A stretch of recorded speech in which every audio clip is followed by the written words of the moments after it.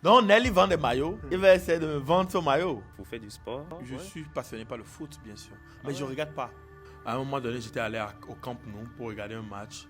C'était le paroxysme de mon expression, de mon amour pour le Barça. Mais après ça, plus rien d'autre. Que penseriez-vous de prendre un maillot? Mais j'ai plusieurs t-shirts déjà actuellement, en fait. Pourquoi je prendrais ça là en plus? C'est le Barça. Ok, c'est combien ton maillot? Entre 25 000 et 50 000.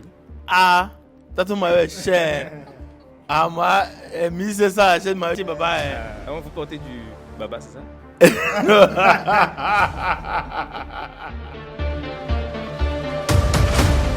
vous fais une dernière offre, l'offre Fan Barça. Vous prenez votre maillot, personnalisation premium, béni, numéro 10 à 15 000 francs. Je vous envoie le lien maintenant, vous validez. Vous préférez quand voulez-vous, le pot de lave ou la maison? Au pot de lave, ça peut le faire. D'abord, il n'abandonnait pas. Et à chaque fois, il trouvait toujours la façon simple et facile de revenir sur la vente et de nous faire avancer. Il dit, moi, généralement, habituellement, chez le baba, le maillot, c'est 1500. Hein. Il me répond, il dit, vous portez du baba?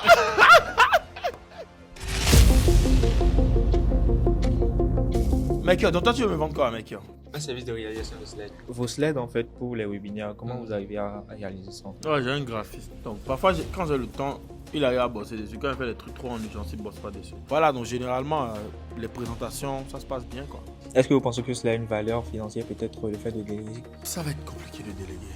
Vous serez prêt à faire un investissement aujourd'hui? Tout va dépendre de combien ça. 50 100? 50 100 000? Oui. Pas moi. Est-ce que ça peut me faire gagner du temps? Faudra tester pour voir. Là, c'est vraiment besoin, pas présent pour vous. Tu aurais pu dire. Ok, je comprends. Bon, je ne vais pas vous faire perdre plus de temps. Je vois que c'est quelque chose que vous avez envie de faire, mais vous n'êtes pas encore dans la configuration où c'est très important, très urgent de le faire maintenant. Hello les amis, bienvenue dans ce nouvel épisode. On est à l'avant-dernière séance de cette cohorte-là. Les choses avancent plutôt super bien. Aujourd'hui, on va faire un nouveau roleplay avec Nel. Et si on a un peu le temps, faire un roleplay avec. Et toi aussi, tu as déjà fait les roleplays? Non. Non, ça c'était pas vraiment. Ça c'était la maison. Tu as avancé dans la formation? Un peu, ok. Donc la séance d'aujourd'hui sera un peu longue. Peut-être vous l'aurez en 2 fois, mais elle sera un peu longue. Mais avant ça, j'étais en train de raconter une petite histoire sur à quel point prendre soin de soi avant qu'on ne démarre la roleplay est super important. Et je discutais un jour avec un entrepreneur très connu, multimillionnaire, qui a un gros business en Afrique. Il vit au Maroc. Je ne vais pas forcément le mentionner. C'est quelqu'un qui m'inspire beaucoup. Et on discutait un jour parce qu'il m'a recommandé d'acheter un livre. J'ai acheté le livre. Et quand on m'a livré le livre, j'ai pris une photo du livre et je lui ai envoyé. Et sur le livre, sur ma photo du livre, j'avais mes doigts qui étaient sortis sur le livre. Et à l'époque, je n'avais pas taillé mes ongles. Et je l'ai envoyé. Donc il a répondu en disant, pourquoi tes ongles sont aussi longues en fait? Pourquoi tu laisses pousser tes ongles autant? Et je lui ai répondu en lui disant que, en fait, c'est parce que je n'avais pas le temps de couper mes ongles, nanana, et tout, que bof, que moi je fais pas trop attention à ces trucs. Bref, excuse banale. Et il me répond que c'est comment on fait une chose qu'on fait toutes les choses dans la vie. Que si je n'ai pas le temps, je n'arrive pas à trouver le temps pour prendre soin de moi, c'est comme ça que je ne trouverai pas le temps pour prendre soin de mon business comme cela se doit. C'est comme ça que je ne trouverai pas le temps pour prendre soin de plein d'autres trucs. Et donc, généralement, c'est comment on fait une chose dans la vie là. C'est comme ça qu'on fait toutes les choses. Et donc, pour lui, c'est pratiquement dégoûtant de voir ça et qu'il espère, pour mon niveau, que je ne devrais plus tomber dans ce genre de niveau de négligence. Pourtant, c'est quelqu'un que je respecte énormément, qui me respectait énormément, mais j'ai eu l'impression que ce petit truc-là, ça a un peu fait moins 10 en termes de l'aura que j'avais auprès de lui. Et après, je me suis rendu compte dans la vraie vie que c'est quelque chose qui, pas seulement auprès de lui, mais qui se passe généralement dans la vraie vie, c'est que les gens portent des jugements constamment. Constamment, les gens nous portent des jugements. Par exemple, je me rappelle un jour, quand on était fraîchement venu ici en bas, la deuxième fois, M. Eman était venu tourner quelque chose comme ça, il m'a dit, on ne jugeait plus de quoi on parlait, on parlait d'un truc. Et il m'a fait un feedback sur le fait que j'avais une barbe de plus de 3 jours. J'ai dit, ah bon, que moi je me coiffe chaque semaine. Est-ce que c'est un problème d'avoir une barbe de plus de 3 jours? Il dit oui, que c'est de la négligence. Jésus. 3 jours. Pour vous montrer le niveau du truc. C'est abusé. Non, c'est pas abusé, tu vois. C'est de ça ou pas là, en fait. Il a dit c'est abusé, mais c'est pas abusé. Aujourd'hui, je sais que je ne dois pas avoir des barbes de plus de 3 jours. Je n'ai pas encore mis le process en place pour le faire. Je dois acheter une petite tondeuse, me raser, mais je n'ai pas l'habitude de me raser moi-même. Ouais, parce que j'ai peur de me blesser, tout ça. Mais au moins, avec la tondeuse, je sais que ce sera moins blessant. Donc, je dois acheter une petite tondeuse. Même mon coiffeur m'a dit ça la dernière fois, que je dois acheter une petite tondeuse pour qu'au moins, chaque 2 jours, je puisse au moins, tu vois, enlever les trucs là et tout, etc. Et que comme ça, quand lui vient le dimanche, il me coiffe. C'est abusé. Je sais. Mais les gens te jugent sur la base de ça. Et ça, ce petit truc-là, peut soit te faire gagner un deal ou peut soit te faire perdre un deal. C'est très... En fait, la vente, le métier du commercial, c'est un métier qui est très demandant, très exigeant. C'est dans les petits détails. Tu es monteur vidéo, tu es dans ta vie tranquille, tu es dans ton bureau, tu fais ton taf, on s'en fout. Oh, si tu veux bien t'habiller, c'est bien. It's not required, c'est pas obligé. Mais il y a des postes dans la vie que quand tu occupes, tu es obligé. Est-ce que vous avez déjà vu le président Talon avec une barbe de 3 jours?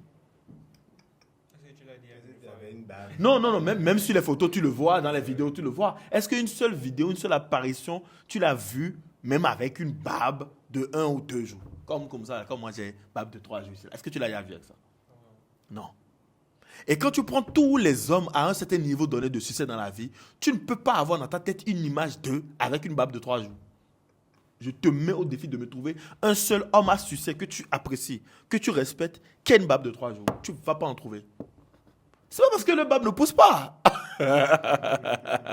Je suis désolé, c'est pas parce que le barbe ne pousse pas. C'est parce que les gars, littéralement, dans leur morning routine, donc c'est-à-dire dans leur routine du quotidien, quand ils se réveillent, avant de commencer par faire n'importe quoi, quand ils se brossent là, vous avez vu ça dans les séries, dans les films, dans les trucs, non. Le gars, il se brosse chaque matin, il met la mousse et il se rase. Chaque matin. Chaque matin ou chaque 2 jours, il se rase. Et c'est fort. Mais en fait, quelqu'un va venir nous dire, non, quand tu as une barbe de 3 jours, c'est que tu ne prends pas assez bien soin de toi. Tu vas te dire, non, oh, tu sais très bien qu'en fait, il y a des gens qui se rasent littéralement tous les jours. C'est quand la dernière fois vous avez rasé vos aisselles? T'as ça. Vous entendez? Il dit c'est déodorant, mais juste dedans on évolue. C'est déodorant, mais dedans on évolue. C'est quand la dernière fois? Moi, je pense qu'il y a 1 ou 2 semaines. Peut-être pour les hommes. Non, les femmes, oui, parce que vous voyez encore une fois. Peut-être des habits. Voilà. Et puis vous, c'est la société aussi. C'est-à-dire, la société est un peu trop... je sais pas, la société juge trop les femmes sur l'apparence. Donc les femmes sont obligées d'une façon ou d'une autre de prendre soin de leur apparence. Ouais, un peu. Voilà. Mais pourtant, il y a des femmes qui font pas ça, hein. Mais les hommes, c'est pire. Donc, ça pour dire qu'en fait, c'est de petits détails qui n'ont l'air de rien, mais qui peuvent vous fermer des portes. Qui peuvent vous fermer des portes. C'est-à-dire, cet entrepreneur-là, par exemple, maintenant, qui m'a dit ça, c'est pas un gars qui m'apprécie pas, il m'adore. C'est un très bon ami à moi. On se connaît depuis des années. Je suis son gars sûr, il est mon gars sûr. Mais il est comme un mentor pour moi. Et quand il me dit ça, je comprends. Et donc, je deviens plus exigeant avec moi. Et tous les jours, j'essaie d'être plus exigeant avec moi. C'est pourquoi parfois, je peux donner l'impression à mes collaborateurs que je suis exigeant avec eux. Mais c'est parce que moi, je suis juste 10 fois plus exigeant avec moi-même. Tu vois, je suis 10 fois plus exigeant avec moi-même. Donc, par exemple, ok, moi, je me coiffe chaque semaine. Je ne veux pas tolérer, par exemple, maintenant qu'un gars de mon équipe se coiffe chaque 1 mois. Je ne veux pas forcément qu'il soit à mon niveau. Je ne veux pas forcément qu'il soit aussi que moi. Mais au moins, 2 semaines déjà, c'est acceptable. Tu comprends? Donc, c'est de petits détails. Du coup, quand moi je vois ta tête, je sais que tu t'es coiffé il y a très longtemps, il y a 1 mois. Donc, imagine, ok, moi, je t'envoie prospecter sur le terrain. Et c'est moi le DG de l'entreprise que tu veux prospecter. Tous les DG qui ont un peu une certaine carrière et tout, ok, ils sont exigeants sur ce genre de truc. Et tu viens, je vois ça, je ne te le dis pas, mais je remarque. Comme quand tu poses tes mains sur le truc là, et je vois, il y a 2 différences. Soit tes mains sont bien, tes ongles sont bien taillés, tu as mis un joli bracelet, tu as mis du neutre, ça brille bien, etc. Ou soit tu as des ongles, clocho. Et je vois, et je me dis, oui, c'est vrai, mais c'est bon. Et où tu as des ongles, et je vois que c'est pas un gars qui est dans les détails. Ça m'en dit long sur sa personnalité. Et il y a la catégorie aussi qui ronge les ongles. Il y a rien qui énerve les dirigeants plus que ça. Ah, vous les connaissez, ceux qui rongent les ongles là. Ah! Ils rongent les ongles, quand ils posent le doigt en même temps, tu vois sur le mec, c'est des rongeurs d'ongles. On dit souvent c'est les peignes qui font ça. Oui! Et ça laisse une mauvaise image de vous. Tout ça, ça laisse une mauvaise image de vous. Et en tant que commercial, tout ça, c'est important. Donc, quand vous venez, vous voulez vendre à quelqu'un, c'est tout ça, tous ces petits détails-là, qui peut soit vous faire que, déjà on est content de vous voir, ou soit on n'est pas content de vous. Oui, tu as une question, vas-y, il y a le micro là.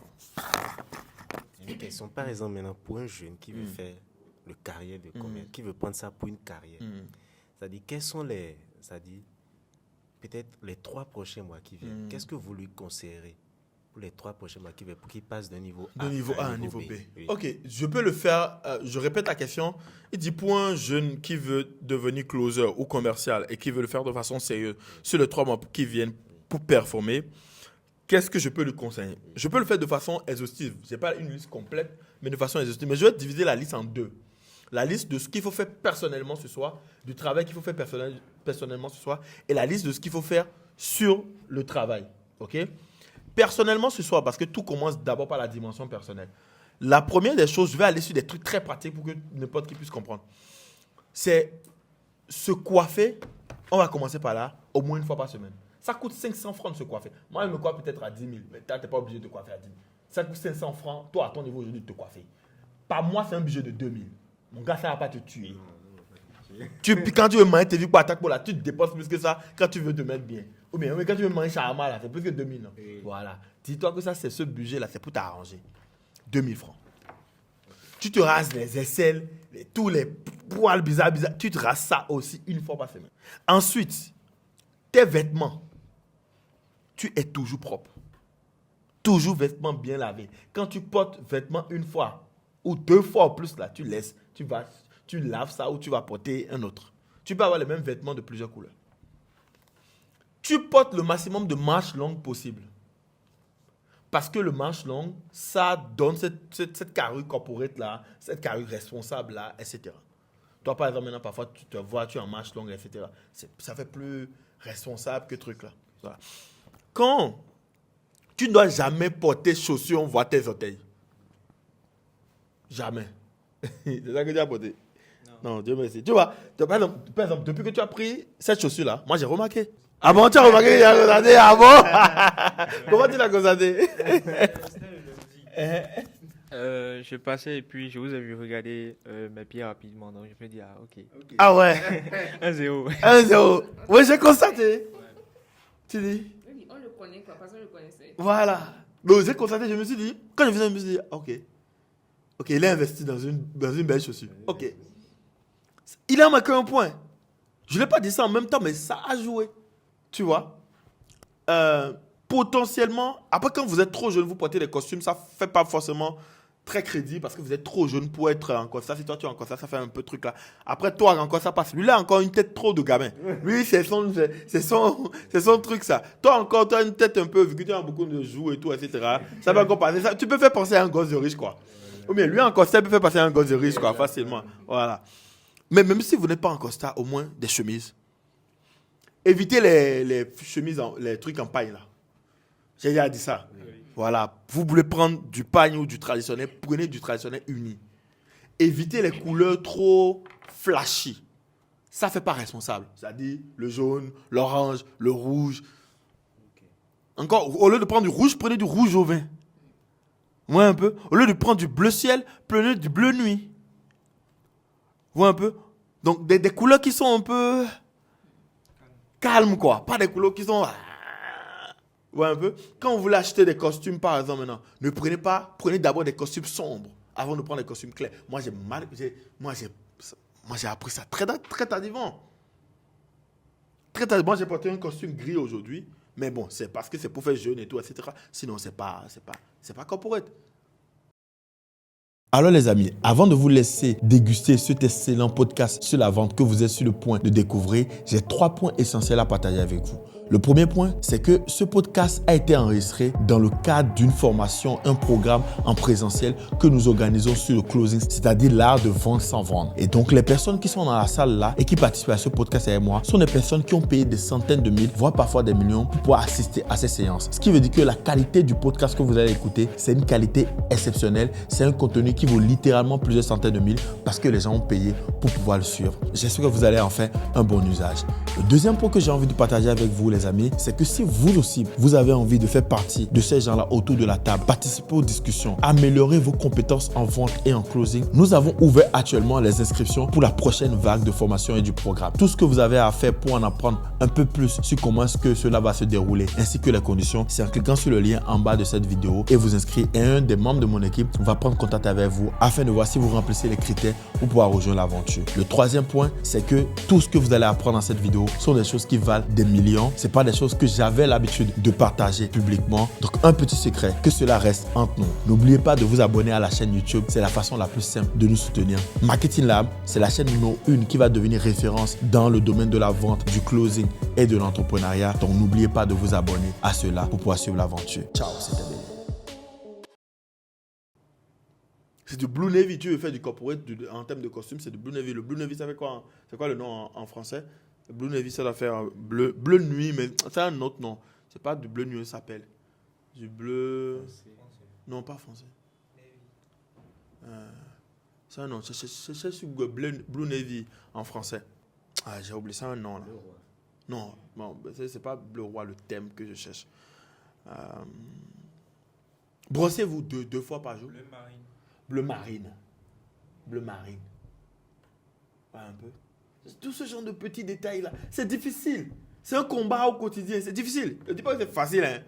Il ne faut pas croire que c'est facile, c'est difficile. Parfois tu es éclaté. Parfois tu rentres, tu es fatigué, mais tu dois le faire. Taillez-vous les ongles. Ou ayez une assistante qui vous aide. Taillez-vous les ongles. Bon, si vous avez l'argent, vous aurez assistante. Si vous n'avez pas encore l'argent là, vous ne pouvez pas avoir assistante. Mais taillez-vous les ongles. Ça ne coûte pas grand chose. Vous avez des grandes soeurs à la maison, non? Ou des soeurs, des copines. Hein? Taillez-vous les ongles, même votre grande soeur. Moi, quand j'étais avec mes parents, c'est ma grande soeur qui m'aidait. Taillez-vous les ongles. Voilà. Pourquoi les hommes ne peuvent pas faire ça tout seuls, en fait? Non, les hommes, c'est pas bien. Ils ne savent pas bien prendre ce genre de trucs eux-mêmes. Non. Et puis mettre vernis, tout ça. Non, on ne peut pas faire ça. Oui. Parce que comment je commence par te voir, tu ne ronges plus les ongles. Là, tu vois, ongles rongés. Oui, mais c'est vrai. Quand je commence à te voir, tu ne ronges plus les ongles. Tu te tailles les ongles. Tu mets du neutre dessus. Tu t'accordes plus de valeur. Et en commercial, ce n'est pas seulement le message qui est important. Le messager aussi est important. Nous, ça, c'est des trucs, les babes là. Pour ceux qui sont déjà trop vieux là. Ceux qui sont trop vieux avec beaucoup de babes là. Hein? Gardez une babe plus de 3 jours, plus d'une semaine. C'est pas bon. Vous devez retailler ça. Ouais, un peu. Donc ça, c'est de petits détails déjà. Maintenant, si vous allez à des rencontres, des réunions, des rendez-vous, des rencontres et tout, etc., si vous pouvez être en costard, bien. Maintenant, comme je dis, vous voulez acheter un costard, là, priorisez 2 couleurs. Du noir et du bleu marine. Noir, bleu marine. N'achetez jamais une autre couleur de costume si vous n'avez pas encore ces 2 là dans votre garde-robe. Maintenant, en termes de chemise, vous devez avoir au minimum 3 couleurs de chemise. La blanche, la bleu ciel et la noire. Achetez des baskets, faites de l'investissement sur vous. C'est de l'investissement sur soi. Faites de l'investissement sur... Et vous allez voir même comment est-ce qu'on vous voit dans votre quartier, là, ça va changer.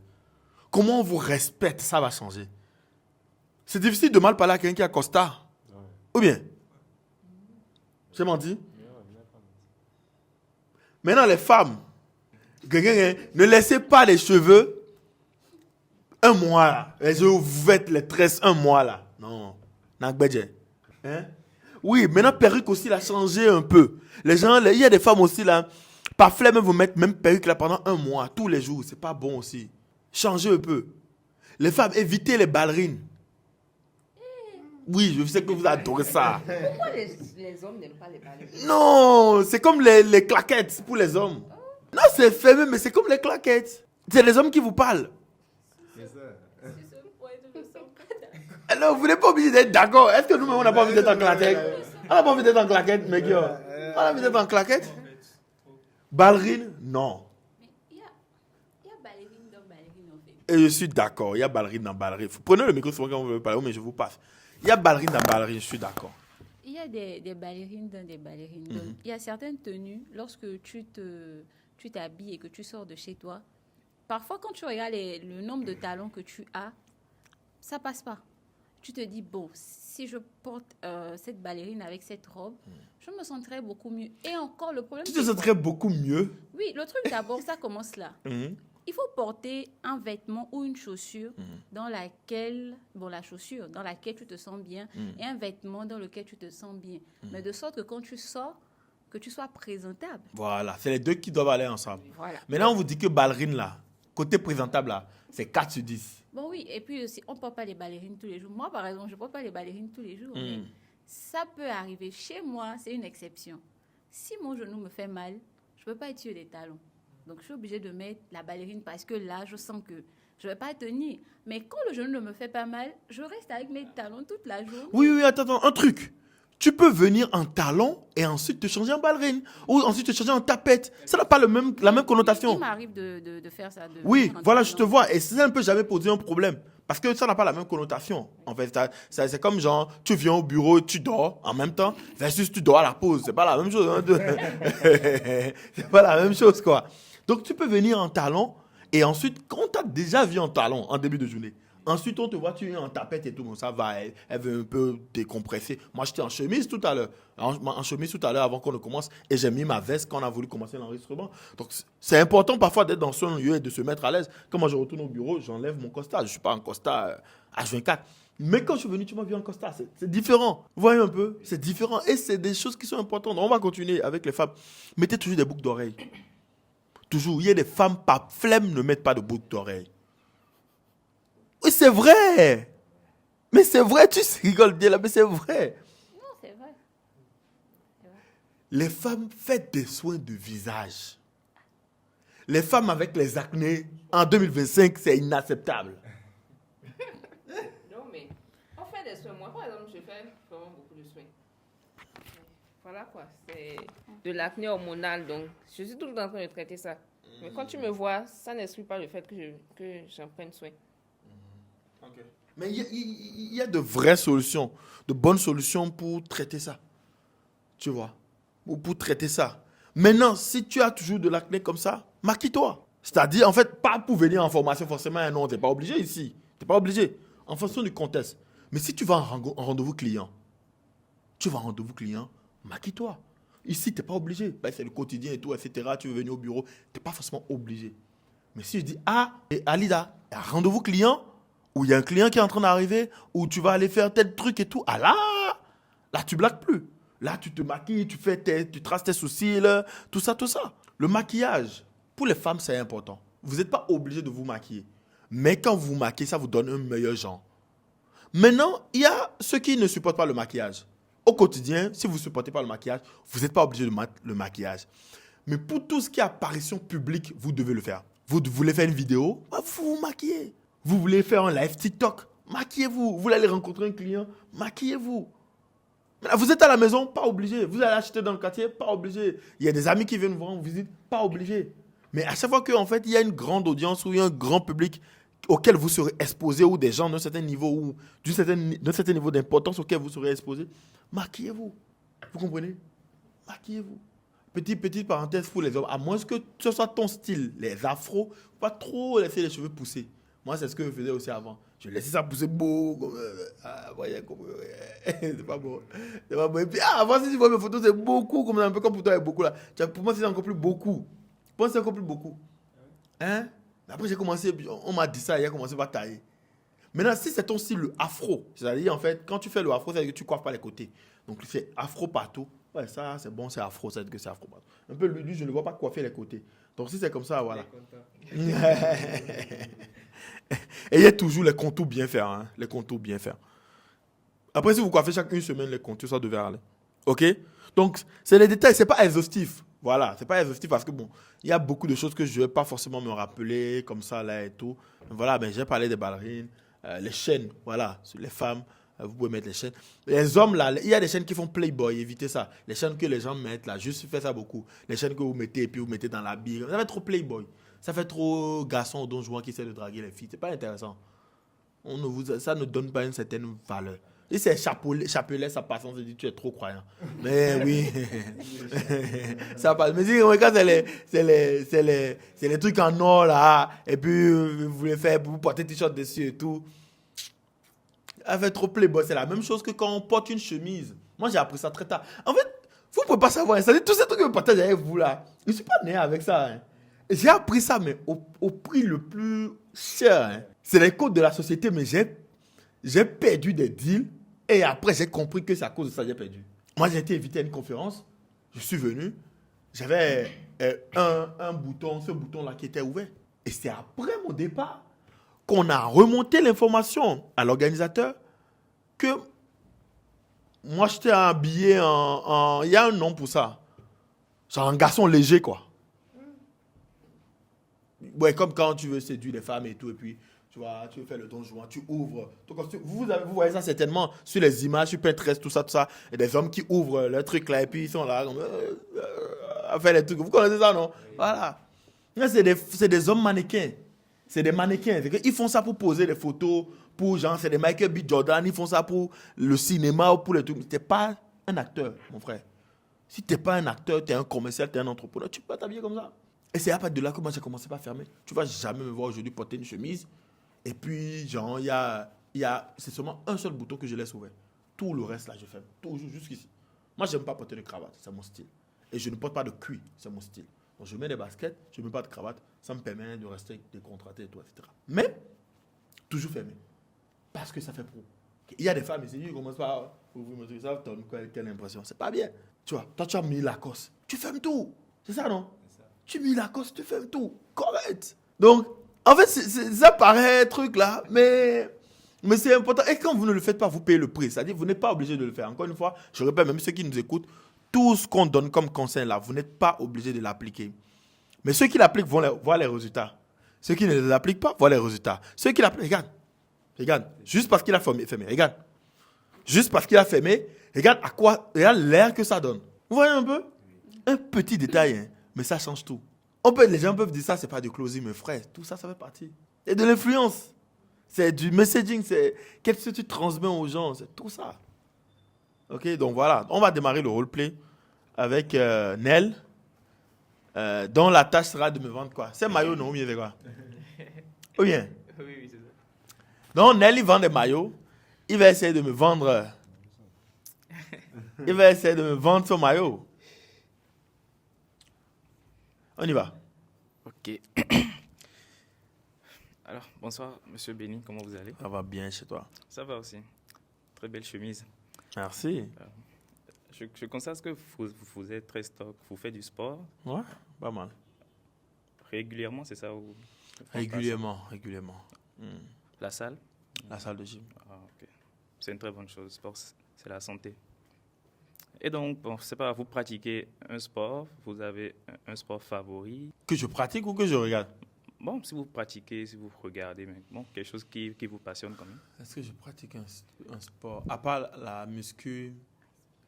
Hein? Tu dis ah, lui, ah, ok. Ok, oui, je l'ai déjà fait ce feedback-là. À part la gym, je ne pratique pas un autre sport. Non, et donc, vous n'avez pas d'autres passions dans le sport? Oui, je suis passionné par le foot, bien sûr. Mais je ne regarde pas. Ah bon? Je suis passionné, oui, je ne regarde pas. Depuis 2017, et je raconte tout ça. La dernière fois que j'ai regardé un vrai match de foot de ma propre... Après, j'ai regardé la finale du PSG. J'ai regardé quelques finales au fil des années. Mais le moment où j'ai arrêté, j'ai dit fin à ma relation avec le foot, c'est quand Barcelone a pris 4-0 contre Liverpool match retour Champions League remontada. en 2017. J'ai dit, c'est fini. On dit 2017, 2019, je crois. 2019, exactement, oui. J'ai dit, c'est fini. Ça fait mal. Ça fait mal. Tu peux pas gagner 3-0 à l'aller, prendre 4-0 au retour, c'est du foutage de gueule. Tu vois, donc moi j'ai dit, bon, en plus j'étais à Accra le jour-là, j'ai pris un long transport pour aller regarder le match dans un coin perdu à Accra. Et ils m'ont donné le gourmet là, avec des buts bêtes. J'ai dit, bon, moi, le foot et moi, c'est fini. Je ne vais plus pleurer pour le salaire des gains. Le fameux corner. Et tu vois, le fameux connaît. Toi, tu as les refs. J'aime ça. Le fameux connaît. Ok, donc si je vous suis bien, vous êtes donc barcelonais. Ouais, je suis barcelonais. Ouais. Ah ouais. Ah, ça, c'est une très bonne chose. Et donc, je ne sais pas même, au cours de votre jeunesse, je ne sais pas comment... Et tu es vieux? Au cours de ma jeunesse, je suis vieux. Bon, je veux dire quelques années derrière, je ne sais pas comment vous exprimez votre passion. Pour le foot? Oui, vis-à-vis de cela. Avant? Bon, oui, certains, ils pratiquent, d'autres font du contenu là-dessus, Moi, je pratique pas. d'autres Je regardent ne fais juste. pas de contenu là-dessus. Je regarde juste. À un moment donné, j'étais allé au Camp Nou pour regarder un match. Ça a été le paroxysme de mon expression. Ah de oui, mon- le camp. Le Camp Nou, de mon amour pour le Barça, mais après ça, plus rien d'autre. Ah, ok. Et vous suivez souvent les matchs du Bénin? Du Bénin? Béninois, si je ne me trompe. Je vais passer cette question-là. Devant la caméra, je vais passer cette question. Et donc, oui, les matchs du Bénin, vous Non, suivez vous? je passe cette question-là. Ah bon? Comme elle est devant la caméra, je pouvais ne pas répondre. Ah, Allons-y. d'accord. Ok. Bon, je ne sais pas, mais selon moi et de mon expérience, la majorité des gens que je croise, pour exprimer comment dire, leur passion, il y a d'autres qui prennent des casquettes, d'autres qui ont souvent des maillots de leur club favori, je ne sais pas, d'autres qui effectuent comme vous les voyages pour suivre des matchs, d'autres qui font des contenus TikTok sur ça. Moi, j'ai les maillots du Barça. J'ai les maillots du Barça. Vous en prenez régulièrement les nouvelles versions ou bien? Non, pas régulièrement, parce que bof, quoi. Je pense pas que je suis fan à ce point, mais je suis fan, bien fan, hein, mais pas à prendre régulièrement, parce que bon, après aussi, c'est le truc avec les maillots de chaque année, c'est une arnaque, quoi. Ah bon? Oui, genre, c'est-à-dire, c'est la même chose, mais ils te changent ça juste pour que tu réachètes, quoi. Donc, si tu vas suivre ça, tu vas faire comme les iPhones. Chaque année, tu vas changer d'iPhone, quoi. Ah non, pas forcément réacheter. Je ne pense pas que ce soit cela. Je ne pense pas que les techniques de closing que vous utilisez en 2015 soient toujours les techniques de closing que vous utilisez en 2025. Non? Ouais, bon. Mais sinon, attends, tu as dit que tu aurais genre 12 maillots. Ça, sur les 10 dernières années, tu aurais 10 maillots du Barça, quoi. Non, mais pas forcément. Bon, disons 5. Peut-être un chaque 2 ans. Parce que je pense que, bon, il y a le style qui avance, les designers, les graphistes et tout. Maybe. Et donc là, ça ne vous intéresserait pas? Que penseriez-vous, je ne sais pas, de prendre un maillot actuellement? Parce que je pense qu'ils ont quand même sorti de très beaux maillots. Et si vous vous reconnectez maintenant, je pense que quand même le Barça actuellement, ça va. Hein. Je pense qu'il y a l'éclosion de Yamal, je pense Pedri, très grosse saison l'année passée, 4-0 à tout le monde. Je pense que maintenant, actuellement, prendre un maillot du Barça, ce ne serait plus comme en 2019 maintenant. Hein. Actuellement, ça va. Vous en pensez quoi? Non, mais Mais bon, pas forcément le maillot, mais quand même quelque chose. C'est pas une casquette, un dorsard, quand même barcelonais. Quand même oui, barcelonais. tu as marqué un point quand tu as dit que bon, avant, ils nous faisaient un peu honte, hein, les gars, là. On ne voulait plus porter le maillot. Maintenant que Yamal est venu et que bon, il y a un peu de piment, d'espoir, pourquoi pas? Mais bof, genre, je vais pas, même si je vais pas porter, quoi, tu vois. Parce que bon, dans mon quotidien, je porte pas ça. Je vais au boulot, je suis en costard, à quel moment je porte ça, même en week-end, je vais pas regarder les matchs. Encore, c'est que regarder les matchs, je peux me dire que je vais en acheter pour que quand je vais regarder un match, je porte ça. Mais je regarde pas le match. Pourquoi vous ne pourriez plus regarder? Parce que j'ai pas souvent le temps de le faire. Et depuis 2019, j'ai décidé de plus... Mettre les organes? oui, mettre les organes aussi. Et, tu vois, c'est leur travail à eux. Et ils gagnent de l'argent en faisant ça. Maintenant, après, moi, je mets les organes et puis je suis déçu derrière. C'est pas intéressant. je comprends.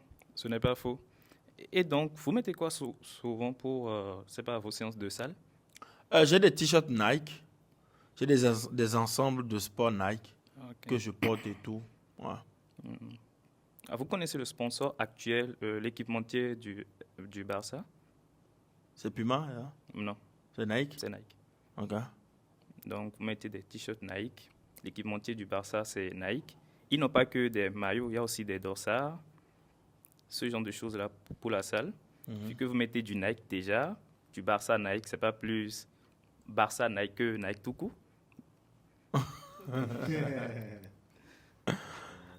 Ouais, pourquoi pas?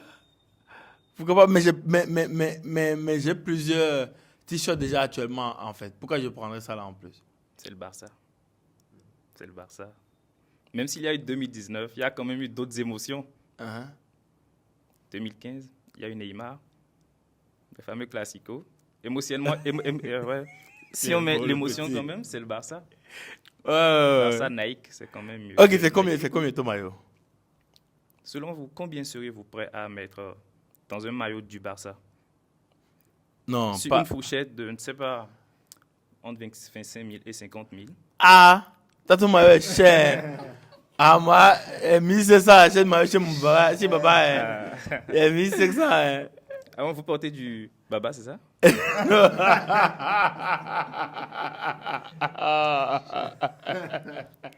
Lui, je vais le recruter, il n'y a rien à faire.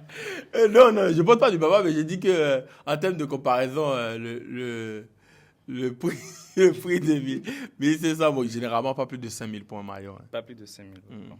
C'est quand même, bon, sur le marché béninois, c'est quand même le prix moyen. Prix moyen. Donc, vous On ne est au pourriez pas Bénin. aller- Ah oui, nous sommes au Bénin. On ne fait pas photo. Photo 5000. Photo 5000 francs ici. Qui ont la ref? Photo 5000 francs là. Toi, tu as la ref? Les photoshoots, Oui, Oui, ou le gars qui dit que on est au Bénin, on ne fait pas photoshoot plus de 5000 francs, quoi. Vas-y. ok. Donc, vous ne pouvez pas mettre plus de 5 000 pour un maillot du Barça. Ça Non, ne vaut pour- pas plus de 5 000. Ça vaut Selon plus vous. de 5000, bien sûr. Mais est-ce que maintenant j'ai envie de dépenser autant sur un maillot? Non. Vous n'avez pas envie de dépenser autant sur un maillot. En tant que Barcelonais, moi, quand même, j'ai envie de remettre en cause votre fameux côté barcelonais. Ah bon? Ah oui, parce que... Pourquoi? Moi, dès que j'entends Barça, je pense que j'aurais peut-être voulu négocier, mais j'aurais pas parlé de 5 000, 1 500. Après tout, c'est Barça. En tant que fan barcelonais, quand même, je pense qu'on peut faire mieux. On veut mieux, genre, combien? Selon vous, si vous devez rester dans une marge de 25 000 à 50 000, combien pourriez-vous mettre? Si on doit rester dans cette C'est marge-là, chaud dans cette marge-là. Dans cette marge-là, tu m'as perdu. ça ne vaut pas 25 000. Ça vaut 25 000. Mais est-ce que moi, aujourd'hui, je peux mettre plus de 25 000 dans ce truc? Non, c'est pourquoi je dis dans cette marge-là, tu m'as perdu. C'est donc un souci de marge Pour un maillot maintenant, maintenant. je vois pas la pertinence. Encore une fois que je veux pas le porter. Il n'y a pas des occasions. Si c'est encore que je joue au foot, Oui. tu vois, je vois l'utilité. Ici, en fait, genre, je vais peut-être juste acheter parce que bon, ça fait longtemps que j'ai pris un maillot du Barça, quoi. Mais c'est pas parce que ok, je porte ça pour aller regarder des matchs, je porte ça pour jouer des matchs et tout ça, non. Je comprends. Vous êtes fan de personnalisation? Ouais, mon dernier maillot du Barça, même que j'ai fait au Camp Nou, c'était personnalisé. Ah oui? À mon nom, ouais. Béni Tosso, c'est Ouais. ça? Oh, mais non, j'avais écrit juste Béni, je pense. Juste Béni. Ouais. Numéro? 10, bien sûr. Tu demandes. Et donc, ça vous a plu? C'était bien? Ouais, c'était le bien, flocage? c'était bien le flocage. Ouais, bon, c'est à la maison, mais donc, Oui, c'était bien le flocage. forcément. C'était bien. Et le maillot aussi était d'une bonne qualité. Et donc, c'est pas, vous avez ressenti quoi quand vous avez pris ça? Ah ouais, c'était une expérience unique parce qu'en plus, j'étais au Camp Au Nou, Camp tu Nou, vois. oui. Et il y avait un match le lendemain, donc j'avais pris ça, sachant que j'allais porter ça le lendemain pour aller au match, quoi. Donc c'était un moment unique. J'étais à Barcelone, je vivais la belle vie, je kiffais ma vie de fan. C'est vrai. Et je sais pas, je me faisais tous les plaisirs que vous pouvez me faire. Je vais m'acheter un ballon. Barcelone qui est à la maison. Donc, je me faisais plaisir. Donc, moi, j'ai pris ça et puis le lendemain, c'est même ça que j'ai porté. J'avais acheté des chaussures Nike que j'ai portées avec un jean plus le maillot. De très beaux souvenirs. Mm. Bon, c'est vrai qu'on n'est pas au Camp Nou là, mais ça vous dirait de revivre, de retrouver, je ne sais pas, cette toute petite flamme là, même s'il n'y a pas le Camp Nou, s'il n'y a pas le soleil et la fraîcheur, ça vous dirait de retrouver quand même cette petite goutte d'émotion là. Ce serait bien. Ce serait bien. Ça Et peut-être, vu l'investissement, peut-être une autre fois. Vu l'investissement. Mm. Donc, vous n'êtes pas disposé à monter au-dessus de 5 000 francs, Oui, mais ce C'est serait tout ce que- maximum 10 000, quoi. maximum 10 000. Oui. Genre, je n'irai pas Pas au-delà de 10 000. Mm. C'est l'argent, comme d'autres disent. Mais C'est il n'y a l'argent. pas moyen. C'est l'argent. Et donc, je ne sais pas si vous deviez prendre votre maillot maintenant, vous le voudriez personnaliser ou Bien sûr, toujours.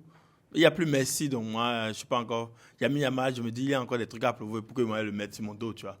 Non, à moins que c'est Messi, c'est mon nom que je mets, quoi. C'est vrai, c'est vrai. Ok. Donc, si on devrait floquer quelque chose maintenant, ce serait alors Et ce serait mon prénom. Béni. Béni, Ah. simple. Numéro 10 toujours. Toujours. Vous dites quel type de flocage? C'est pas le type premium, style Barça, maison mère, ou bon, le type, je vais dire, un peu Non, premium. monsieur, madame, tout le monde. Non, premium. Premium. Hmm. Vous aimez donc les trucs de qualité, forcément. Oui, Ça a un prix, oui, nous le savons. oui. Ok. Si vous êtes disposé à avoir quelque chose de premium, quelque chose de vraiment... Je ne vais pas vous vendre le haut de gamme parce qu'on n'est pas au Camp Nou, Mhm. mais si vous voulez quelque chose qui s'en rapproche le plus, je pense qu'avec un budget de 20 000 francs, si vous êtes disposé à valider Mhm. la modalité de paiement maintenant, je pense qu'avec un budget de 20 000 francs, vous aurez votre maillot. Barça, flocage premium, Béni, numéro 10 comme Messi. Ça rime même, Béni, Messi, numéro 10. Ok, ben bon, comme j'ai dit, en fait, bon, je vais vous revenir. Je vais vous revenir. Je vais vous revenir.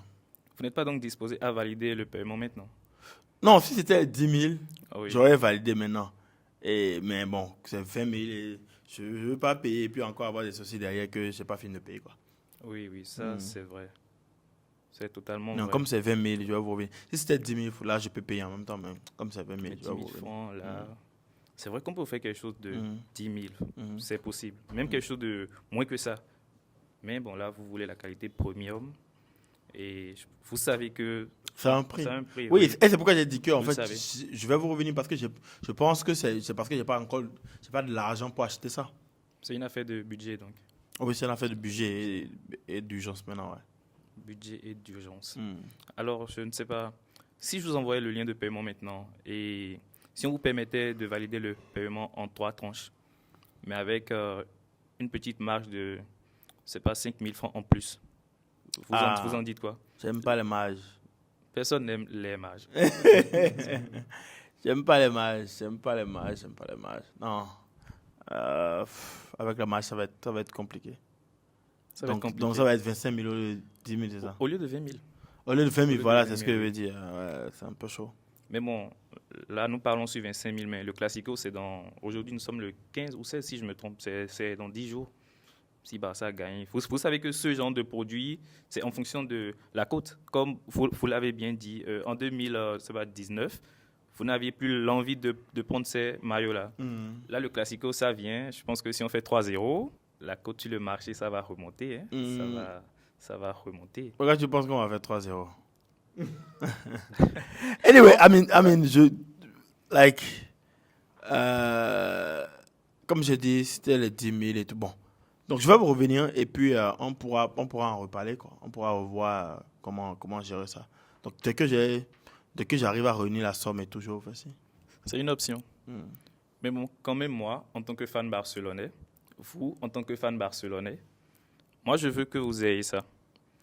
Il y a le Classico dans 10 jours. Je ne veux pas que vous suiviez. Parce que je sais que vous allez suivre ce match-là. Je viens de vous informer, c'est le 26 prochain. Vous allez suivre. Là, nous sommes dans l'appel. Je vous fais une dernière offre. L'offre Fan Barça. Vous prenez votre maillot, personnalisation premium, béni, numéro 10, Messi, à 15 000 francs. Je vous envoie le lien maintenant. Vous validez. Et vous êtes livré. Dans les plus brefs délais. Ok. Vous préférez quand voulez-vous? Le pot de lave ou la maison? Au pot de lave, ça peut le faire. Ok. Donc, je vous envoie l'offre et puis vous essayez de valider. Ouais, il n'y a pas de souci. Ok. Alors, merci. Mon assistante va vous contacter tout de suite pour vous envoyer le lien de paiement. Et voilà. Non! Non, non, non, non, non, non, non, non, non, non, non, non. Ce gars, il est bon. Non, il est bon. Tu dis? Oui. J'en ai parlé dans la formation. Il a bien appliqué ça. Non, Nel, je suis très fier. Moi, quand je vois une pépite, je sais reconnaître une pépite. Je ne sais pas, je suis comme ça. Je sais dénicher les talents. Je pense que j'ai le talent de dénicher les talents. Et Nel est un pur talent. Il y a plein de trucs qu'on doit faire pour que le talent plus... Tu es un diamant brut. Il y a plein de trucs qu'on doit faire pour tailler le diamant. Mais je pense que tu es un garçon très intelligent.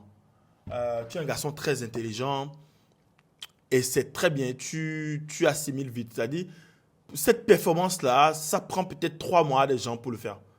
Tu vois. Et il y a certains même, au bout de 6 mois, ils ne sont toujours pas capables. Tu as de la résilience. Tu aurais pu quitter l'appel depuis. Parce que moi, je te cassais... En vrai, dans la vraie vie, j'aurais pu acheter depuis. Hein. Mais je veux voir ce qu'il a dans le ventre. Du coup, je mettais les objections pour voir comment est-ce que... Je mettais. Et d'abord, il n'abandonnait pas. Et à chaque fois, il trouvait toujours la façon simple et facile de revenir sur la vente et de nous faire avancer. On dit, la vente, c'est... Le client a un point A, tu veux l'amener à un point B. Le point B, c'est le point où il te donne de l'argent. Et tout ce que tu dois faire dans la conversation, c'est le pousser le plus possible vers le point B. Et c'est ça qu'il a fait. À chaque fois que je lui disais non, je veux partir, il trouve une solution pour me garder. À chaque fois que je dis non, je vais le revenir, il trouve une solution pour me garder. Et regardez, quand je lui ai dit je vais le revenir, il est allé sortir le Classico pour me dire il faut payer ça maintenant. Le Classico, c'est dans 2 jours. Et je sais que tu vas regarder ce match. Encore une fois, il s'est servi de son contest pour vendre. Maintenant, regardez comment il a géré sur le prix. D'abord, il me fait un bon ancrage. Il a tellement fait ça que moi-même, j'ai oublié que c'était de l'ancrage. Je ne sais pas si dans le code, vous avez oublié que c'était de l'ancrage. Qu'il disait 25 000 et 50 000, c'était de l'ancrage. Mais c'était tellement bien fait que moi-même, j'ai oublié que c'était de l'ancrage. Ensuite, il vient, il coince à 20 000. Et c'est ce que j'ai dit dans le call, dans la formation. Il dit, tu coinces, si le prix est élevé là, tu coinces là-bas. Tu as la conversation là-bas avec le client. Tu coinces, il est en bas ici. Hein. Mais à chaque fois qu'il dit quelque chose par rapport au prix qui est bas, là, toi, tu restes sur le prix en haut. Ah, franchement, pour un vrai fan de Barça, à 20 000, c'est pas un truc là. Tu fais tout. Tu argumentes à chaque fois autour de toi 20 000. Tu oublies cette 10 000 comme si ça n'a jamais existé. Vous voyez un peu? Et ensuite, il y a le moment où il sort les 15 000. Je veux partir déjà. Tu vois, moi, il me dit, si tu veux que j'achète ce truc, je ne mets pas plus de 10 000. Et pendant que je veux partir, il me dit, bon, là, je vais vous faire une dernière offre. L'offre spéciale, et il donne un nom. Il a éclaté. Alors, l'offre spéciale fan barcelonais à 15 000 francs, nanana et tout, etc. Je vous livre où? C'est genre en mode, bon, il dit ça, tu ne veux plus parler, quoi. Je vous livre où? À la maison ou au pot de lave? J'ai dit, non. Quel a dit ce coup-là? Il dit non. Respect. Et beaucoup de personnes auraient acheté bien avant. C'est-à-dire, en fait, genre, si c'est vraiment barcelonais, il a un peu de l'argent. Avec cette façon de procéder, il aurait acheté avant. Tu vois, sauf si le gars n'a pas l'argent. Si le gars n'a pas l'argent, c'est un autre défi. Mais si le gars a l'argent, il aurait acheté avant. Donc... Je voudrais même ajouter quelque chose. Oui. Il disait que quand vous êtes allé au Camp Nou, il devait même mentionner le maillot flocage que vous avez payé à Camp Nou. C'était à combien? Oh non, c'était cher, hein. Il aurait pu utiliser ça. Il aurait pu utiliser ça pour dire, ah, mais si vous avez quand même acheté un maillot à chiffre, si c'est ça. Ça devait coûter au moins 100 €. Hein. Au moins 100 €. C'est des 100 €, ça va au moins 65 000. Vous dépassez, monsieur Béni, quand même. Ouais. Il aurait pu utiliser ça. Il aurait pu utiliser ça dans le flow. Tu dis, oui là. Oh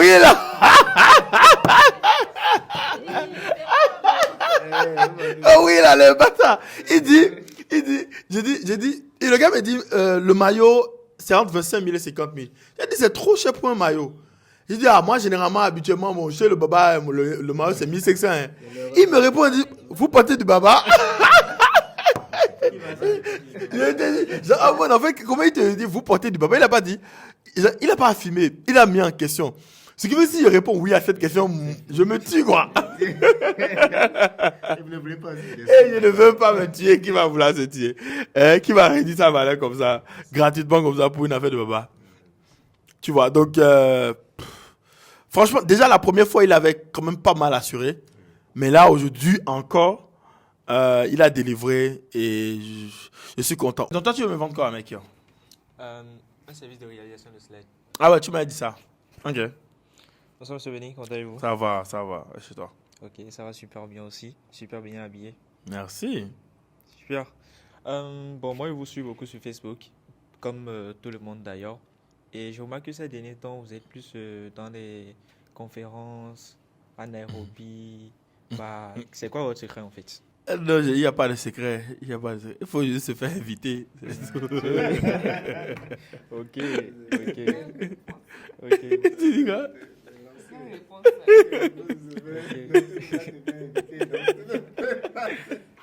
Ok. Vas-y. Ouais, pas avoir les connaissances. Ok. Et pas seulement les conférences en physique comme ça. Je remarque que ces derniers temps, surtout avec l'école des closers, vous faisiez beaucoup de webinaires. Donc, moi, j'ai participé à quelques-uns de vos webinaires. Et les derniers webinaires, surtout le webinaire que vous avez fait sur la création de contenu, je pense le jour de votre anniversaire, j'y ai participé aussi. Et il y a un détail qui m'a retenu. Moi, je suis quelqu'un, bon, comme la majorité des gens en fait, lorsque les gens suivent les webinaires, vous faites forcément des présentations. Maintenant, lorsque la personne suit votre présentation, c'est en fonction de ce qui est sur la présentation et de ce que vous dites que la personne est impactée. Parce que selon des études, en fait, entre les webinaires où il n'y a pas de présentation et il n'y a que de la parole, et les webinaires où il y a les deux combinés font plus de résultats que les webinaires comme ça. Donc, moi, j'aimerais demander, en fait, vos slides, en fait, pour les webinaires, comment vous arrivez à réaliser ça, en fait? Vous avez un graphiste Ouais, j'ai un graphiste. Donc, parfois, quand j'ai le temps, il arrive à bosser dessus. Quand il fait des trucs trop en urgence, il ne bosse pas dessus. Mais j'ai un graphiste, donc, souvent, quand je lui envoie, c'est bon. Par exemple, lors de mes conférences à Nairobi, par exemple, c'est lui qui travaille sur tous les visuels et tout. C'est plutôt super bien ce qu'il fait comme travail. Ouais, super bien, j'avoue. Ok, mais principalement, parce qu'il y a plusieurs webinaires comme ça que j'ai vu, mais principalement le jour de votre anniversaire, ce que j'ai vu, sans vous vexer, c'était que tu étais sur du papier blanc en fait. Qu'est-ce qui a causé cela en fait? Oui, parce que mon graphiste, j'ai travaillé sur la présentation le jour là même.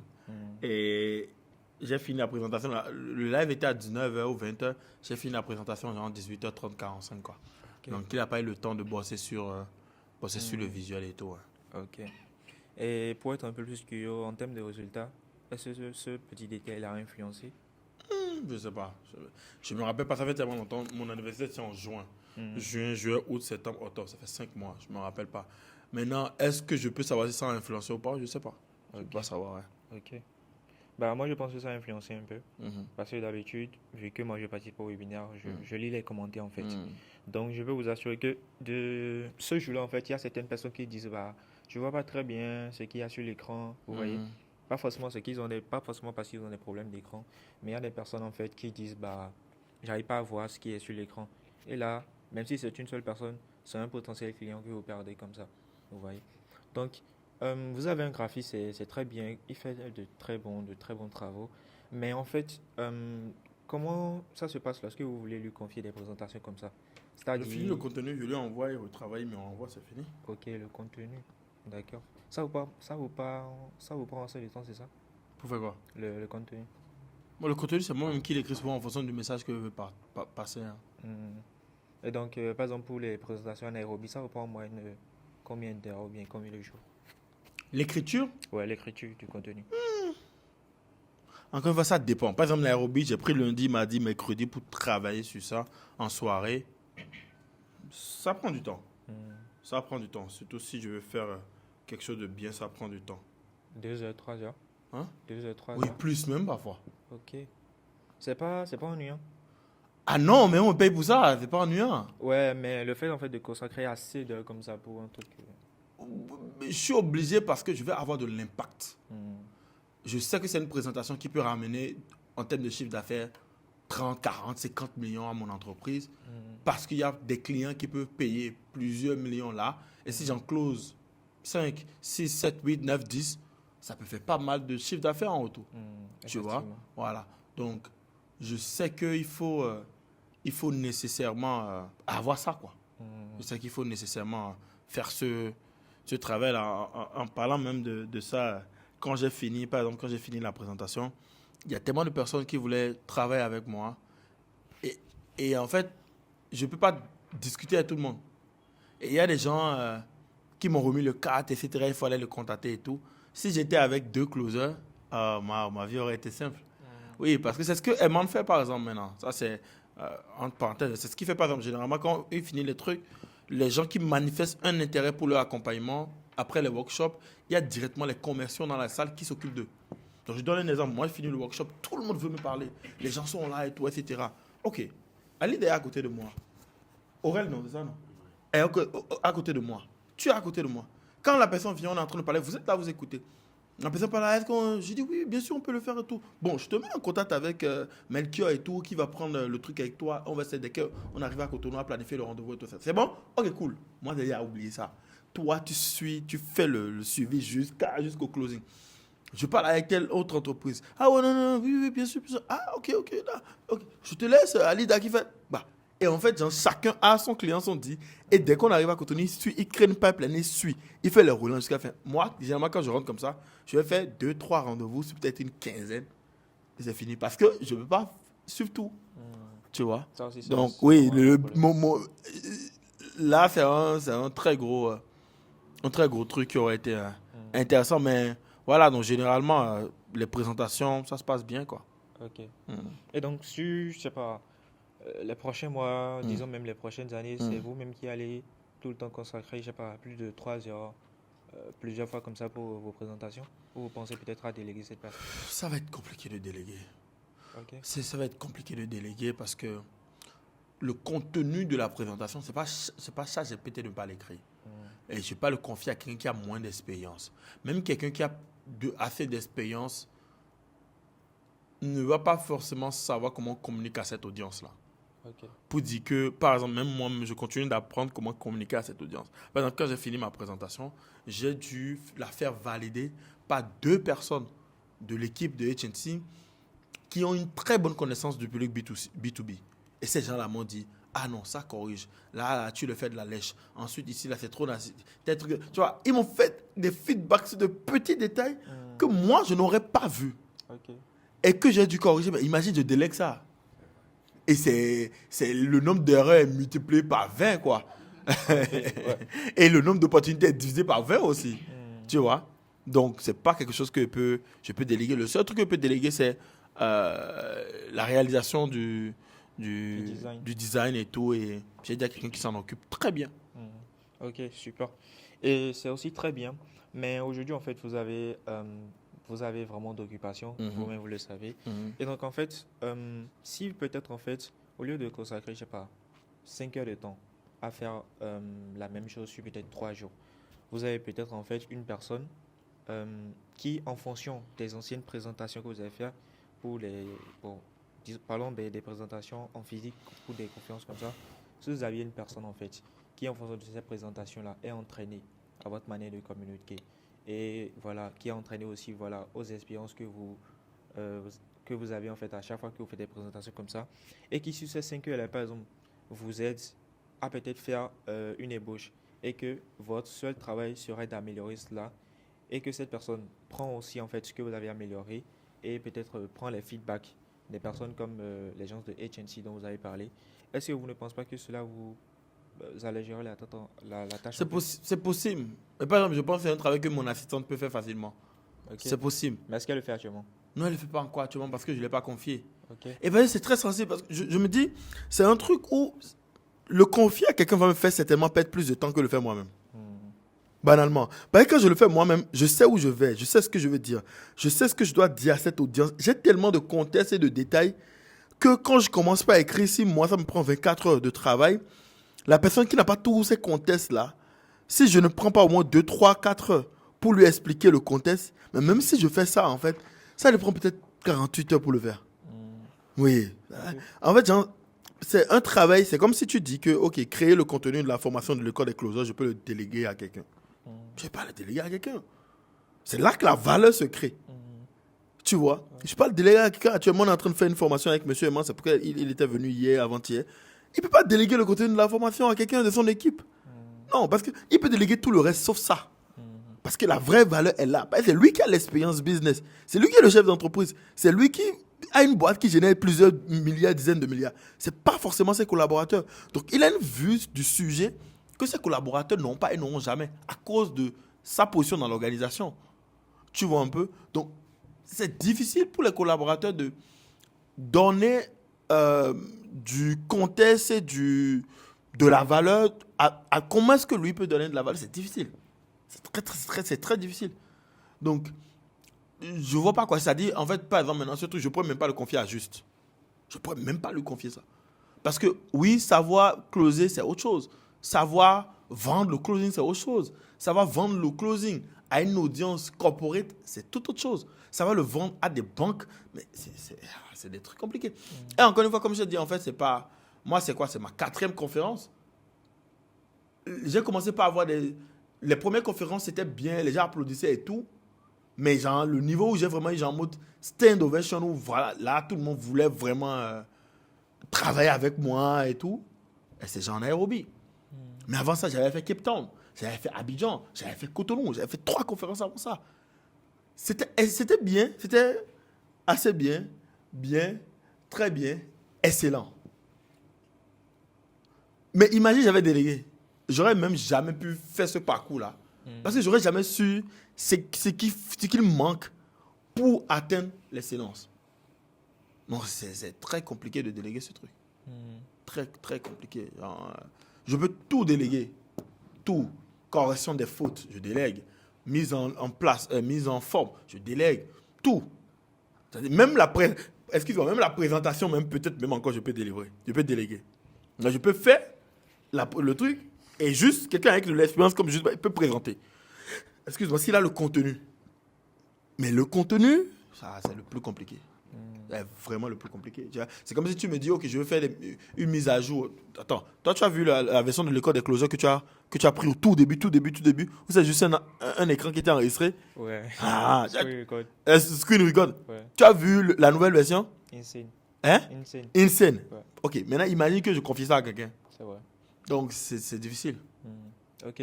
En fait, lorsque vous travaillez sur le contenu, supposons que nous sommes aujourd'hui le jeudi, que vous travaillez sur ça le soir, forcément, il y a des fautes, c'est humain. Comment vous gérez ça? Voilà. Là, je peux le confier à quelqu'un. OK. Là, je peux le confier à quelqu'un. Là, c'est ChatGPT qui m'aide. Je vais copier le contenu, coller dans ChatGPT, relire pour voir si lui n'a pas dit de bêtises. Et il hallucine beaucoup aussi. Donc, vous faites très attention. Tu vois. Donc, oui, quoi. Oui, beaucoup. Okay. Donc, vous faites attention. Oui, ça, ce travail-là, clairement, c'est un travail que je peux confier. Okay. Mais encore une fois, comme j'ai dit, c'est un travail que je peux confier banalement, facinement à mon assistante, quoi. C'est pas très compliqué. Okay.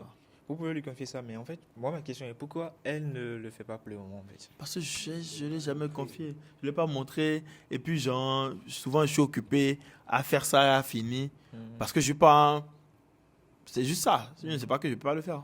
En fait, si vous êtes occupé, c'est que votre assistante aussi, elle est vraiment aussi occupée, naturellement. Et bien, vous ne pensez pas que lui, ajouter ces tâches-là, serait encore plus... lui compliquer la tâche avec ce qu'elle fait déjà, tu vois? Ok, mais je peux le confier à quelqu'un d'autre. Okay. Mais bon, ok, oui, pourquoi pas. Ok. Donc, en fait, si vous arrivez à trouver une personne en fait, à qui vous pouvez confier la correction des fautes en fait, dans votre production sur peut-être 3 jours de travail pour qu'en une journée, ce soit parfait et que ce soit remis au graphiste en fait, pour réaliser cela, ce sera parfait pour vous, c'est ça? Ok. Et en matière d'heures, vous pensez que vous pouvez gagner combien d'heures en déléguant cette partie? La correction, c'est ce qui prend le moins de temps possible. Parce que ce n'est pas là que je perds du temps. Avec ChatGPT, aujourd'hui, ça va vite. Ouais, mais ce n'est pas forcément avec ChatGPT parce que vous avez dit que ChatGPT hallucine. Oui, en fait, je copie-colle ça dans ChatGPT. Je lui donne l'instruction de ne rien changer et de juste corriger les fautes. Donc, je vais juste relire pour voir si vraiment tout est bon. Donc, c'est juste le temps de la relecture, quoi. Bref, 1 heure masse. Quelle 1 heure? Relecture, 30 minutes, 45 minutes. C'est bon. Donc, le tout, normalement, là, c'est le truc le moins compliqué. 1 heure, 2 heures si j'extrapole. Quand j'ai ma présentation pour corriger les fautes, 1 heure, 2 heures, c'est fini, quoi. Ok. Est-ce que vous pensez que cela a une valeur financière, peut-être le fait de déléguer cela à quelqu'un? 1 heure, bof, quoi. Bof. Ouais, si on parlait encore de 6 heures, j'allais encore comprendre, mais c'est trop court comme temps pour que j'essaie de. Mais est-ce que c'est la d'optimiser ça. seule chose que vous faites dans votre business aujourd'hui qui nécessite une correction? Non, c'est pas ça, on parlait des présentations, mais non, il y a plein de choses qui nécessitent des corrections. Et si vous devez confier tout cela à une personne, en fait? Ouais, ça pourrait être intéressant. Ok, mais on parle déjà d'autres choses, mais c'est quoi les choses qui nécessitent peut-être une correction? J'écris souvent des posts. Ok. Encore une fois, ChatGPT peut m'aider, mais c'est vrai que, bon, voilà, si je peux finir d'écrire au lieu d'aller dans ChatGPT, je peux juste envoyer ça à la personne qui s'occupe du reste et poster, etc. Donc, ce ne sera pas forcément quelqu'un qui corrige juste, mais quelqu'un aussi peut-être qui peut poster, répondre aux commentaires, tout ça, tu vois. Ouais, ça pourrait être intéressant. Ok.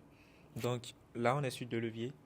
Une personne qui peut corriger vos posts, les améliorer si possible, les poster et suivre les... Comment dire? L'engagement, les commentaires, Voilà, tout ça. l'engagement des commentaires, répondre aux commentaires, tout ça. Et en deuxième partie, une personne qui s'occupe aussi de la correction de vos slides lorsque vous avez des présentations en fait comme ça qui peut rapporter des millions. Ça, c'est quelque chose qui est nécessaire pour vous aujourd'hui. Ok. Et est-ce que vous pensez que pour ça, en fait, vous serez prêt à faire un investissement aujourd'hui? On peut voir, mais pas forcément, quoi. Aujourd'hui, j'arrive à m'en sortir. C'est vrai que ça peut me faire gagner du temps, mais tout va dépendre de combien ça coûte, quoi. Ok. Et lorsqu'on parle de combien ça coûte, vous êtes entre combien déjà comme ça? J'en ai aucune idée. Il faut me dire combien ça coûte. 50, 100? 50 000 Oui. Par mois? Ou par Ouais, quoi? par mois. Ou par quoi? Par mois en fait. Avec un nombre défini de postes et les présentations, je pense que c'est pas plusieurs fois par mois quand même. Un nombre défini de postes? Ouais. Non. Vous faites en moyenne combien de postes par semaine? Pas cette semaine, j'ai fait qu'un seul poste. Un seul poste? Ouais. Ok. Semaine passée, certainement aussi. Parce que j'étais en voyage, quand je suis rentré, j'avais trop de trucs à faire et tout, donc j'ai pas pu faire quelque chose, quoi. Mais là, vous faites un post. Est-ce que c'est forcément à cause de votre indisponibilité que vous avez fait un post? Oui, souvent c'est comme ça. Ok. Quand je passe une semaine, quand j'ai trop de challenges, Ça vous prend combien de temps pour un post en fait? Oh, tout dépend. Ça dépend de quel type de post il s'agit, ça dépend de plein de trucs. Ok. Parfois, il peut juste me réveiller, j'ai l'inspiration, j'écris. Ok.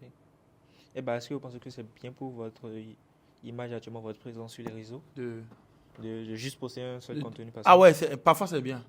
Ok. Oui, parfois, oui, la rareté, c'est super important. C'est-à-dire, quand je n'avais rien à dire, je voulais quand même occuper l'espace. Avant.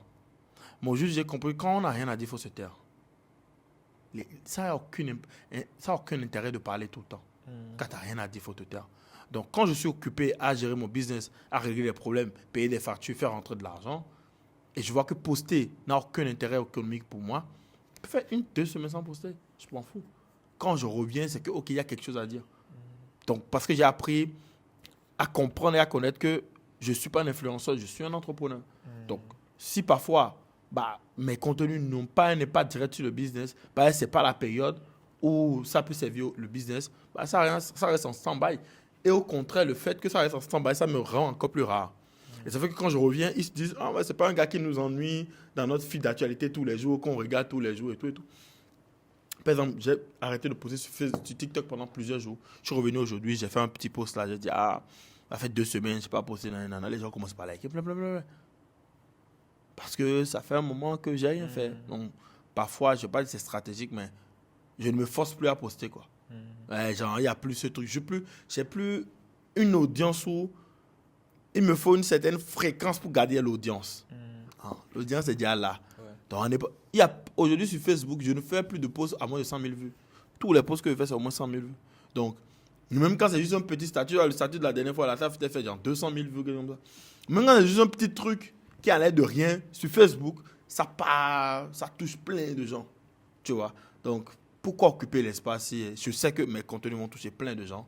Si j'ai rien... C'est ça le truc avec l'influence, c'est que quand beaucoup de personnes te lisent, tu as de la responsabilité.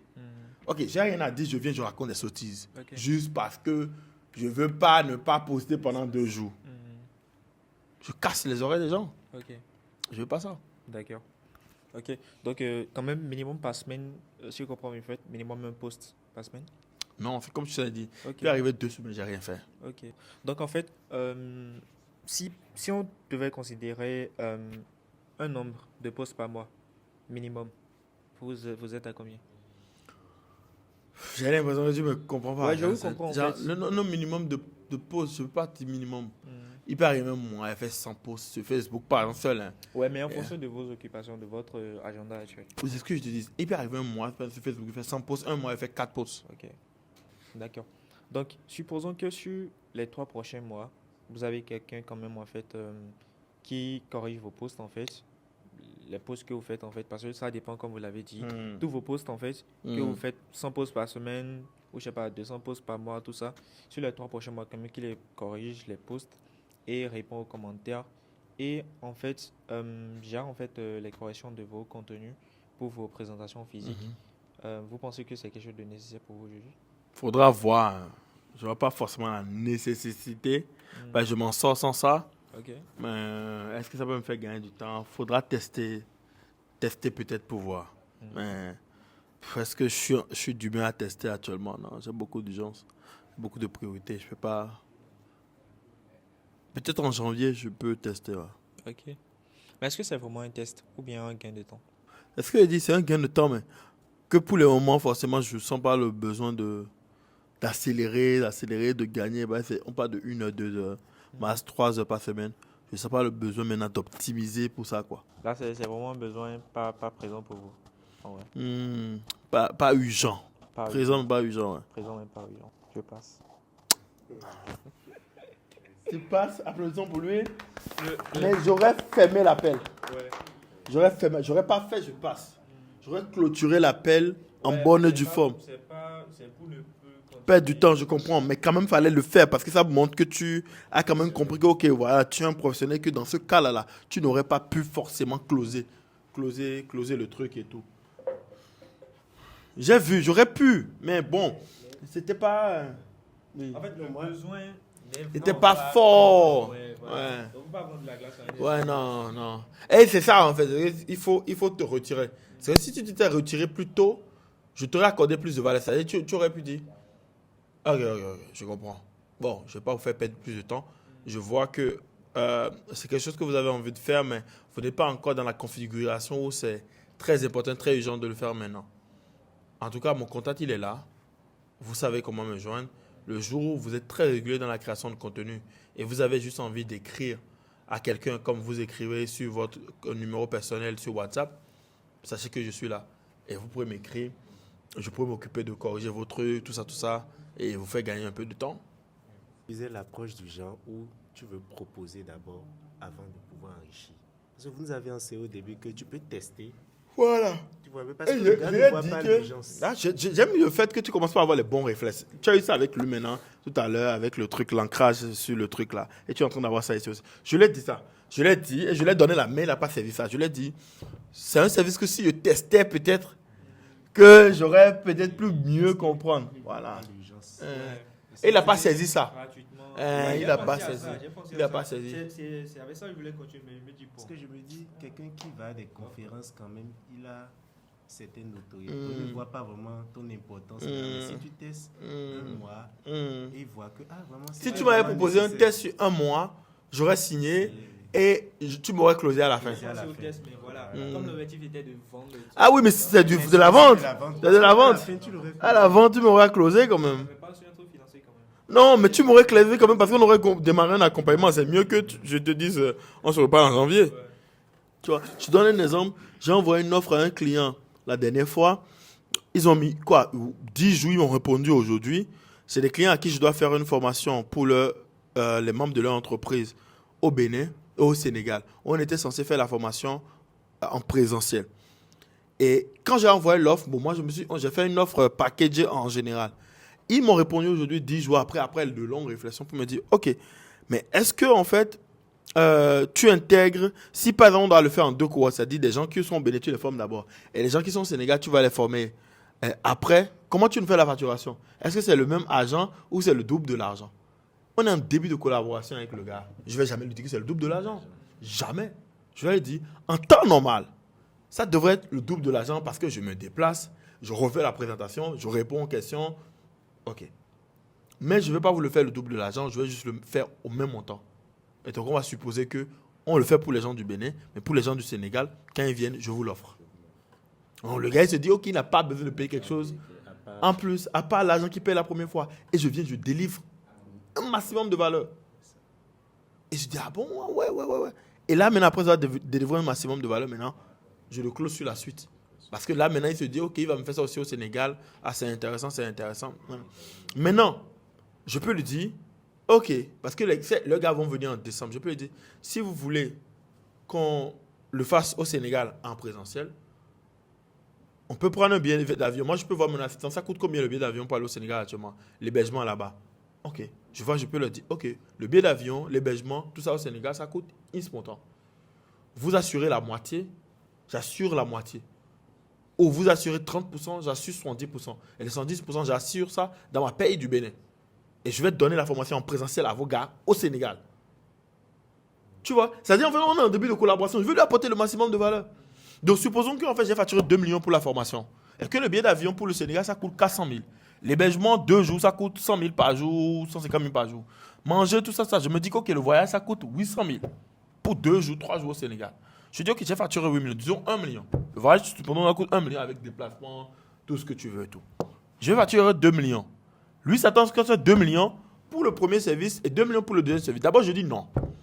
Et je dis, OK, vu que les gens du Sénégal, là, je pense que les former en présentiel, ça va avoir plus d'impact. Je propose prendre le billet d'avion pour aller les former. Le billet d'avion coûte 400 000. Tel truc coûte tel truc. Tel truc coûte tel truc. Le total, ça fait 1 million. Je propose, pour vous aider, et parce que je veux apporter de la transformation à vos gars en présentiel, je m'occupe de 50% ou je m'occupe de 70% de cette facture-là. Vous occupez de 30% de cette facture-là et on gère. Et je vais là-bas. Donc le gars se dit, OK, je paie les 2 millions, peut-être plus 300 000 de participation dans cette dépense et il va lui-même sur le terrain former mes gars. Ça a plus de valeur à ses yeux que je le fais en ligne. Ou qu'il attend décembre que les gars soient arrivés parce que de décembre, octobre doit finir, novembre doit finir, peut-être jusqu'à mi-décembre. Donc il y a encore 2 mois qui vont s'écouler. Le temps pour un entrepreneur, c'est de l'argent. Donc moi, je lui dis, je prends 70% de cet argent-là. Donc il se rend compte que dans l'argent qu'il me paie, moi, je suis prêt encore à gaspiller de cet argent-là pour aller travailler les gars en présentiel là-bas, juste parce que je vais avoir un certain impact. Tu vois? Et du coup, en fait, je marque des points en disant et en faisant comme ça. Tu vois? Mais on est en début de collaboration, ce n'est pas un problème. Parce que si je marque au Bénin, je marque au Sénégal, c'est fini. La première fois, j'ai donné une conférence avec Chéticité à 16 Grove Days, Bénin. J'ai marqué. Ils ont dit, eux tous ils veulent me voir. Ah, on te veut à Niamey, on te veut à Abidjan, on te veut. J'ai dit, opportunité pour moi. Non, moi, je ne voyais même pas l'argent. Je voyais l'opportunité et l'exposition que j'avais auprès d'un certain réseau. J'ai dit, OK. Quand j'avais fini la conférence de 16 Grove Day à Cotonou, c'était la toute première avec eux. Quand j'ai fini de leur remis une enveloppe, avec des liasses de billets comme ça dedans, directement à la sortie. Voici ta paye. Fais-nous une décharge et c'est bon. Mais je n'ai pas vu l'argent.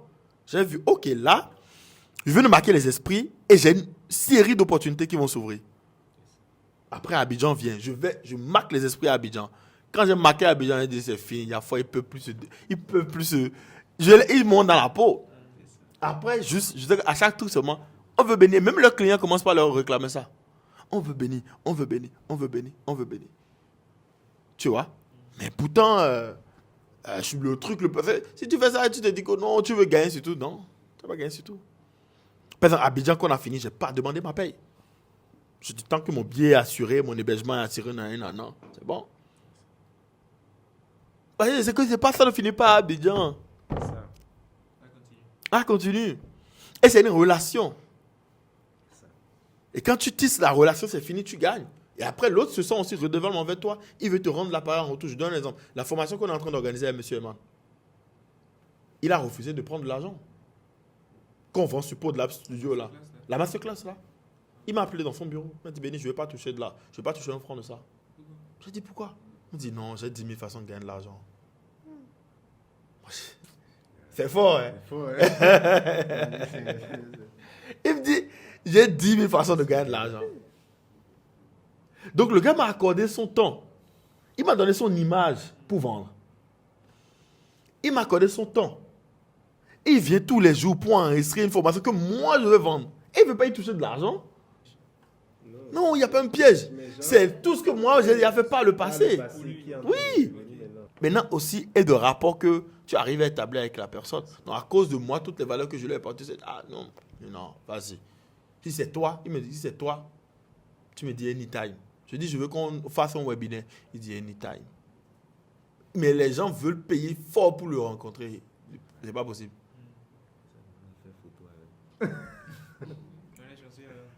Tu vois un peu ce que je dis? Donc, en fait, genre, c'est aussi parfois des trucs de relation. Parfois, tu acceptes perdre. Dans une relation, tu acceptes perdre. Au début, il faut toujours accepter perdre. C'est la façon la plus facile en vente, en relation, de vendre quoi. Tu perds un peu au début. Après, quand tu mets le prix, les gens te disent, il a déjà perdu par le passé. Là, on peut plus lui permettre de perdre. Et les gens se sentent redevables envers toi. Et donc, quand tu vas faire des trucs, même après, qui va nécessiter, par exemple, qu'on te renvoie ou qu'on arrête de travailler avec toi, ou à cause de tout ce que tu as fait par le passé, là, il y a une indulgence, quoi. Ça énerve un peu, mais après, il y a une indulgence en amour. Ah, mais quand même, cette personne-là, il y a ce côté-là, quoi, ce côté de Mao. Il me casse les pieds. Mais... Et c'est ce que lui a fait. C'est-à-dire, il quitte son prix de 20 000. Après, je ne sais pas combien son truc il coûte, hein, mais peut-être il est en train de me manipuler depuis. Mais il quitte 20 000.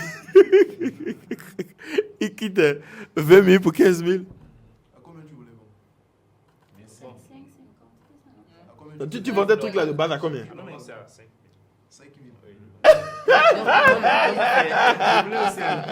Attends, le maillot est le moment à 5 000 déjà. Si c'est que vous étiez C'est un boss, hein. Si c'est que vous étiez un fanatique du Barça, vous allez acheter ça avec 5 000. C'est clair. Les fanatiques de foot, ils regardent même pas le prix. Ils regardent pas. Tu vois comment ça va closer là. Ça peut changer la vie. Ils regardent pas. En fait, quand tu touches le côté émotif de la personne, tu as un vrai avantage. Tu peux facilement faire prendre une décision à la personne.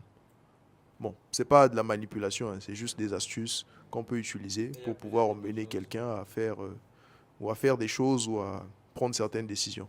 Et c'est ce qu'il a su faire. Il a su bien le faire avec Monsieur Benny. Surtout la phrase où il a dit « vous portez du baba ». Je voulais ajouter par une petite histoire. Il y a un match que Barça jouait avec Real. Et dans le temps, on n'avait pas d'abonnement.